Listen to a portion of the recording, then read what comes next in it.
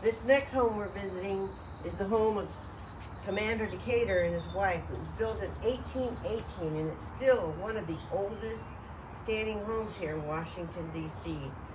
But Commander Decatur died in excruciating pain, and I'm going to tell you, every time I come here, I just feel a little unsettled in my stomach.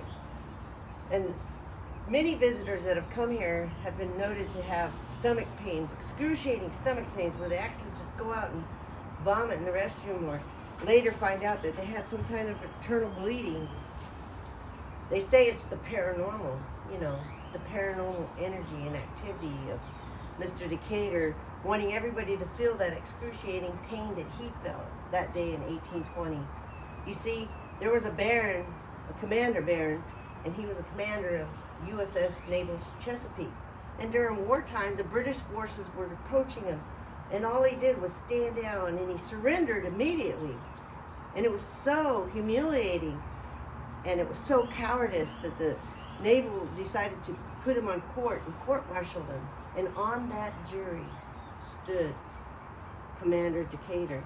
He was on the jury that convicted him and stripped him of his rights for 5 years. This infuriated baron. And for 13 years, he searched for Commander Decatur. And one day he found him. He came to this house and he knocked on the door and he said, "I challenge you to a duel." So out there in the street, they went out to duel, and before Commander Decatur could even pull out his weapons, boom! Baron shot him right in the stomach. The pain was so excruciating that people ran around and grabbed up Commander Decatur and ran him back into the house. Doctors came over and they tried 3 times to sew him up. And Mr. Decatur screamed, "How could one man suffer so much pain?" As blood was dripping from the sheets. And then his wife started screaming hysterically because they told her that he had succumbed to his injuries. She never really got over that. And so to this day, from that day forward, up there in that window, they say that they see Mr. Decatur staring out in the street as if he's looking for the baron to come again. It unnerved the whole community that they decided to just wall up the house of the windows.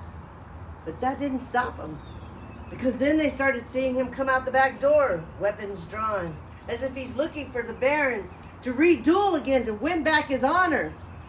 And maybe, just maybe, stop that excruciating pain that he's felt all these years with that energy.